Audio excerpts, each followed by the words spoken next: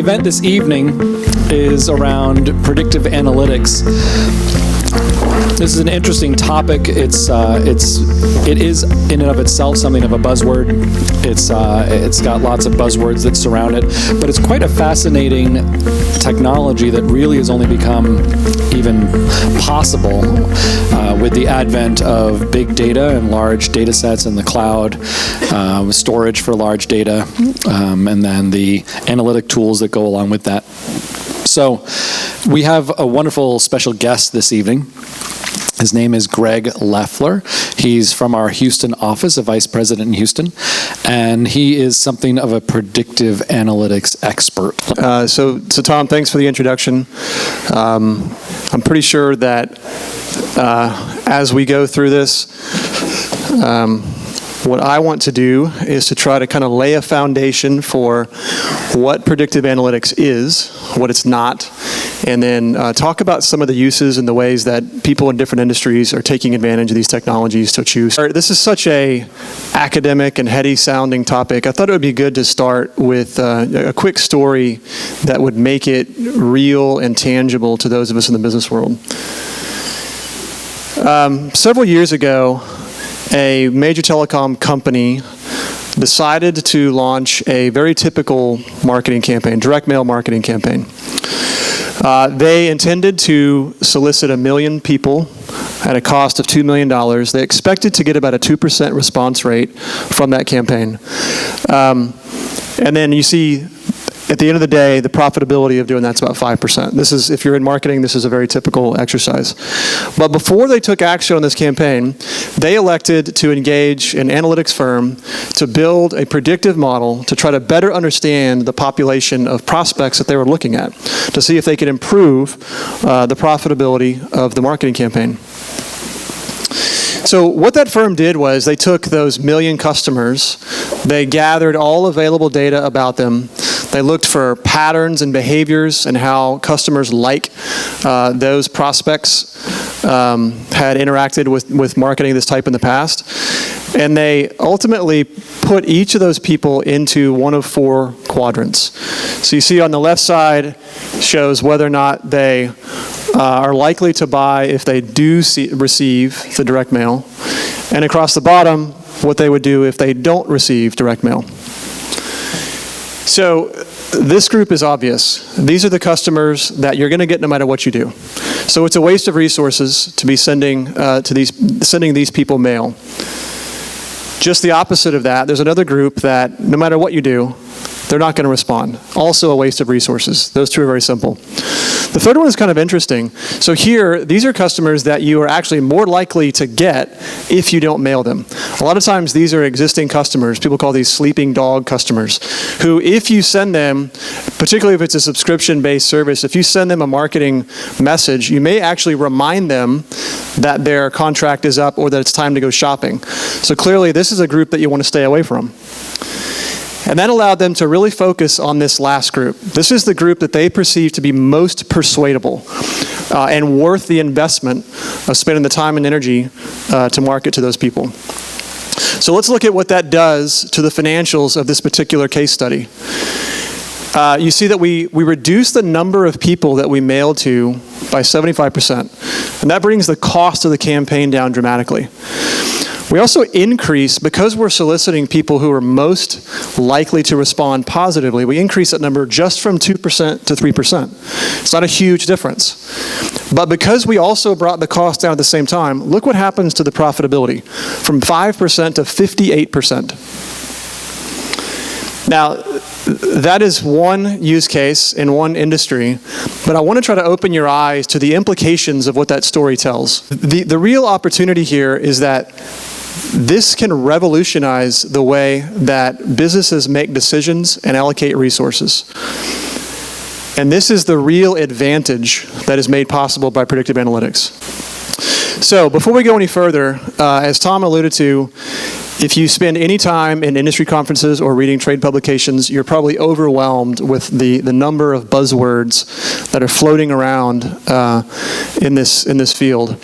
I'm going to try to give you a simple, basic definition of what predictive analytics is, and then try to make sense of some of these buzzwords so that you can understand how these things are related to each other and how they're different. So let's begin with just a really simple definition. Predictive analytics is a field of analytics where you take historical data and try to use that data to identify the likelihood of future outcomes. Now you may be saying, we've had analytics for a long time. How is this different? If you follow this evolution of data and analytics from where we started, it really begins with reporting. I think everybody here is probably a consumer or creator of some sort of reporting. This is purely a look in the rearview mirror about what happened in the past. We advanced from there to begin to try to understand why things happened, not just that they did. Looking for correlations between variables and trying to get smarter about what was happening in our businesses. Through primarily technological advancements, we then were able to know, essentially, what's happening right now. Now, this collectively is what you would refer to as descriptive analytics, or more commonly, business intelligence. So the key difference here, when we move to predictive analytics, is that we cross the threshold of the present. We're no longer looking at what's happening right now or in recent history. We're trying to make some assertions about what is most likely to happen in the future. And that's the fundamental difference between descriptive and predictive analytics. Now, as soon as I say that, you may also be thinking, that sounds a lot like forecasting. We've had forecasts for quite some time. Let me use a quick example to try to explain the difference. So with forecasting, what you're trying to do is use trend analysis to try to make a projection of what a group of people is likely to do. Very common example is what we see from all the major the media news outlets during a presidential election. They'll go through and try to forecast which state is going to favor which candidate during the election. By contrast, with predictive analytics, we're trying to understand an individual's behavior or likely behavior. And by doing so, put ourselves in a position not just to be aware of what's likely to happen in the future, but to be able to influence those future outcomes. So an example here, in the 2012 presidential election, the Obama campaign hired a team of 40 data scientists to try to do something very similar to that, the analysis that we talked about with the ad campaign. They want to understand, of likely voters, we have limited resources to work with. We can't approach everybody. We want to know the people that we are most likely to move in our candidate's favor if we go and knock on those people's doors. And clearly they were able to bring home a win for their candidate. I also want to talk about the relationship with big data. And I use the word relationship. Too often, big data and predictive analytics are used interchangeably, and that's not really a fair way to use these two words together. Simply put, you can think of data, whether it's big or little, as the food that feeds predictive analytics. So I'll talk about the size of the data set here in a second, but you have some sort of data feeds into your predictive analytics processes, and then the output of that is some sort of predictive model that gives you, in this case, a decision tree about the percentage likelihood of particular behaviors. It's also worth mentioning that people always believe that you need tons of data in order to do this type of modeling, and that's not necessarily true.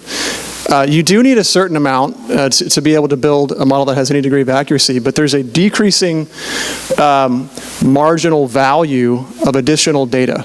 So if you're thinking that you don't have terabytes of data to work with, that's okay. You can actually get some pretty accurate models with medium-sized data sets.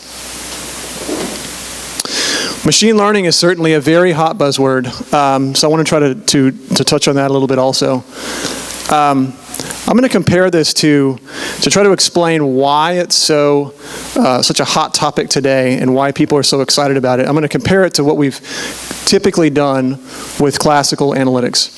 So in most cases, you have an educated expert who knows, I'm using another sales example here, of somebody who knows enough about the industry to be able to build a hypothesis that says, in this case, advertising increases sales. They know this from their own personal history, and they can perform various analytical techniques to determine that if you increase advertising by 10%, then sales will increase by some other number, say 15%. And then there's this feedback loop that comes back, and they get better and smarter about that particular hypothesis.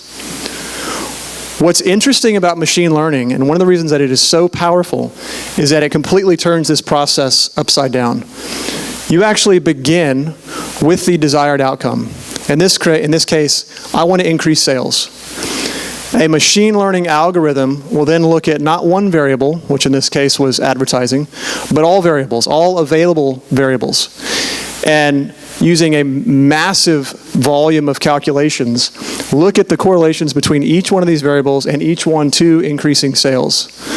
And then ultimately output the desired action at the end, which in this case is variables D, G, and H are most highly correlated to increased sales. Therefore, whatever those are, invest in those.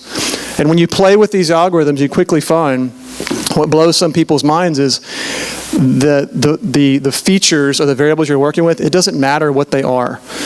The algorithms look at all of them and output some sort of information that helps you understand which of those that you should try to manipulate. Another thing that we hear quite a bit about is the role of the data scientist. I hear people trying to determine what is a data scientist, where do they fit in the organization, and I've heard many different definitions of what a data scientist actually is. So this is my best attempt to try to describe the different attributes that somebody who could call himself a data scientist would have to have. So I think the first part is obvious.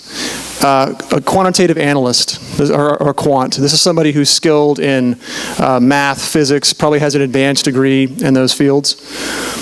There's also certainly an element of being a researcher. The process of building predictive models and using predictive analytics is very different than most other software fields.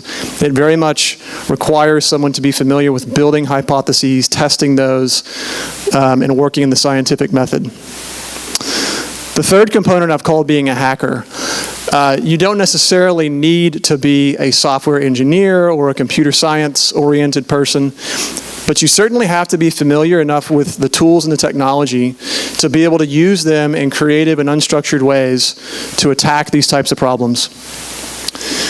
And then the last piece is there's a need or a value for having domain expertise. What I mean by this is if the person building these models is not familiar with the business context of what they're doing, this is where you have people who emerge from a deep study of a particular model and tell a client something like crops grow more when it rains, or sales are increased when stores are open, things like that are total nonsense to anybody who's got experience in the field.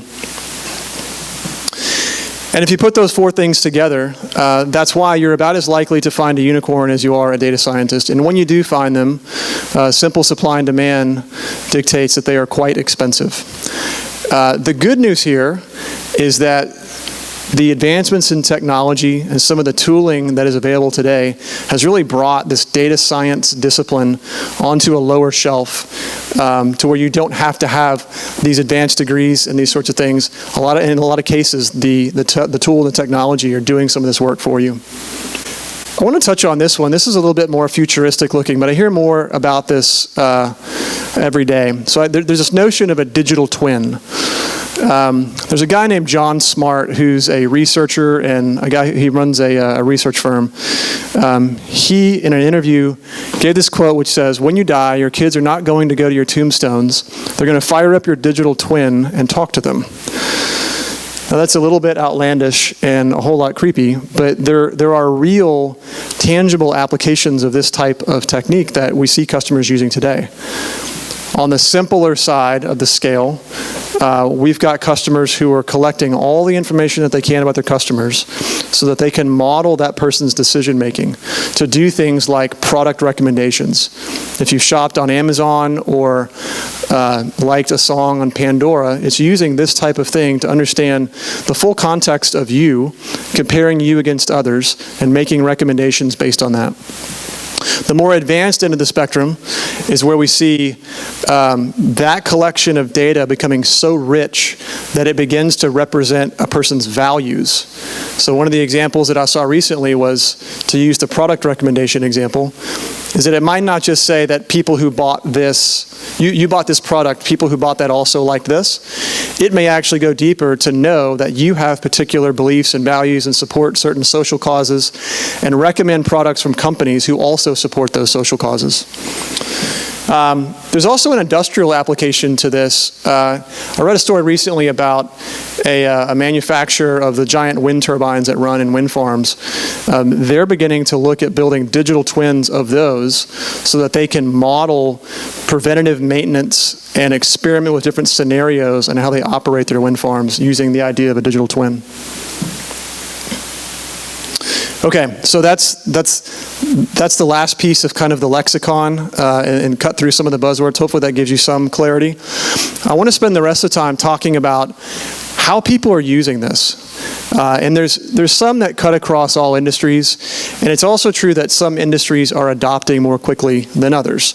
I've got retail here first because, quite frankly, this is where the earliest adopters were seen. What we see in the retail space that's going on right now, we already talked about marketing effectiveness. That's actually a pretty mature field, and there are software packages out there that help people do that. But some of the other things that we see for subscription or service-based companies is a lot of focus on retention. And there's really two components to that. One is understanding which customers are most likely to defect or churn, so that, again, you can focus your resources on those individuals. But the second component is, what can we do that is most likely to encourage the person to stay? So we have historically worked on just kind of an average assumption that people like $5 Starbucks gift cards or whatever it is you're going to do, some special offer. Maybe it's a coupon code. In reality, everybody behaves differently and is likely to respond differently. So the other part of this predictive model is these are the people that you should focus on, and here's how you should approach them. Product recommendations, I think we've talked about.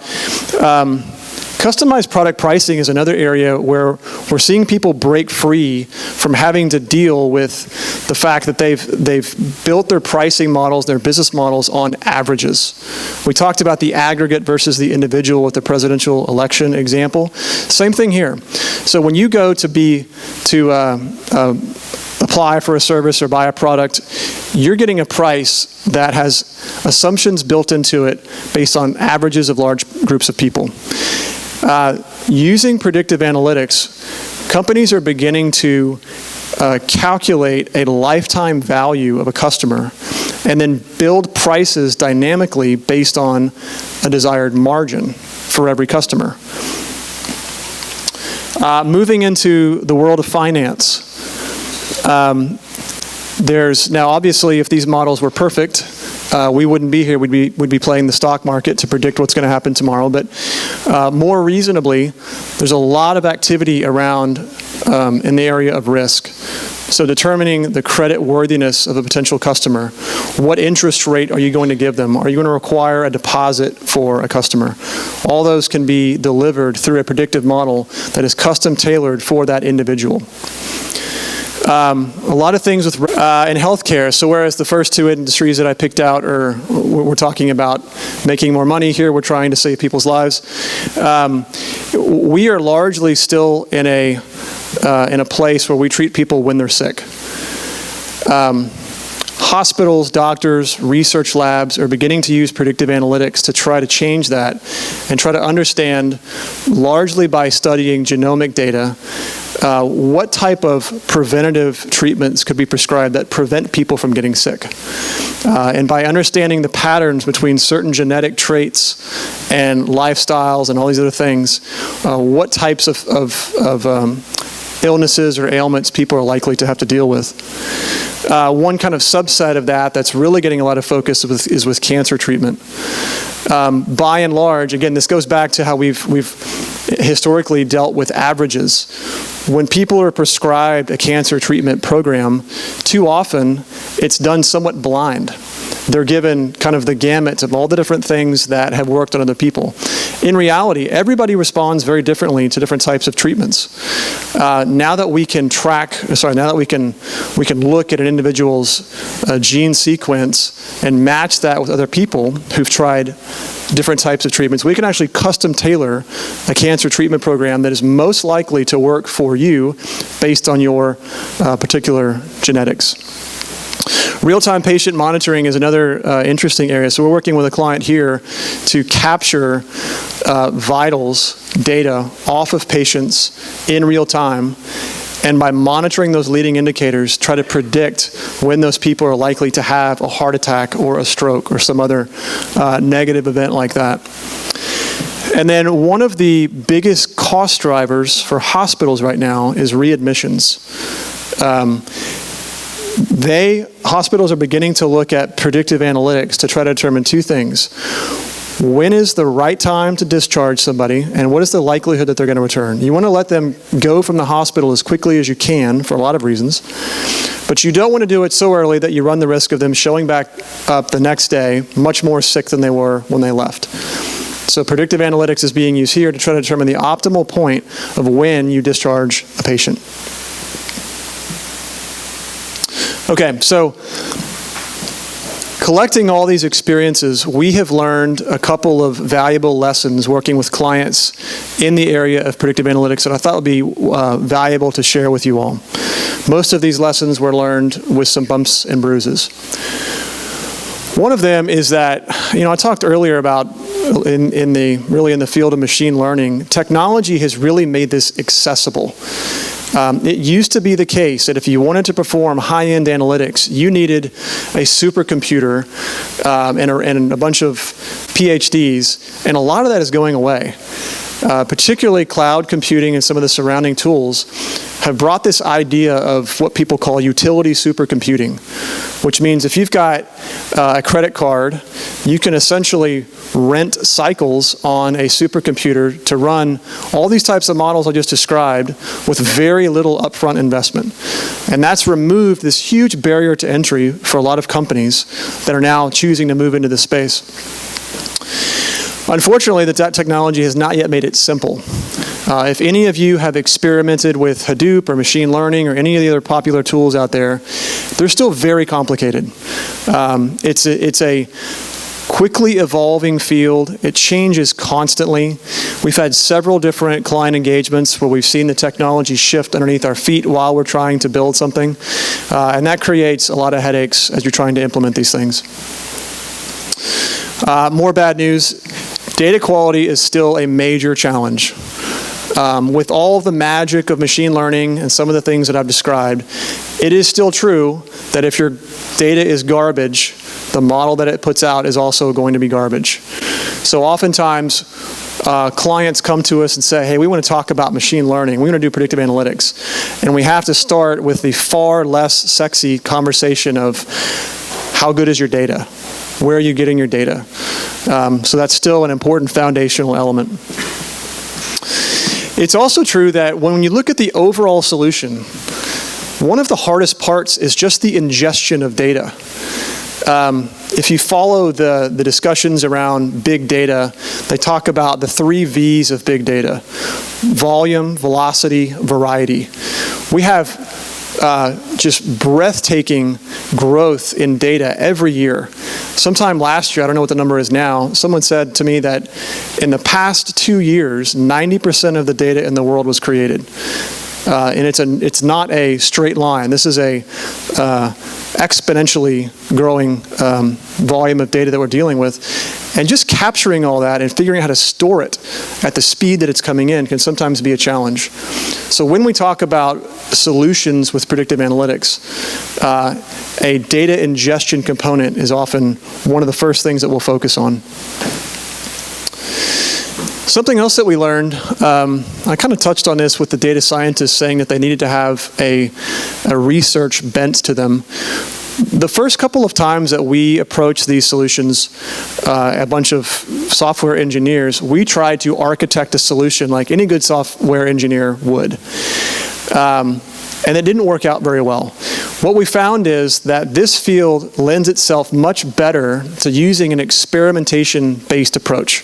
So instead of knowing up front what type of approach or model is going to work best, we try 5 or 6 in parallel, and we test them against each other, and then refocus our efforts on the ones that produce the best results.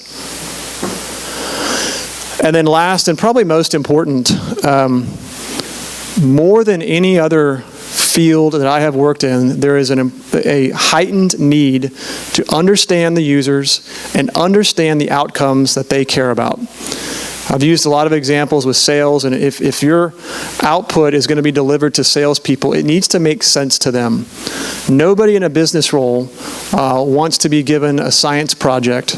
They want to be given data and guidance that they can work with to make better decisions, and they don't want to know how it was created. There was a picture here a minute ago that showed a decision tree of it. I think that snapshot was from a mortgage application predictive model.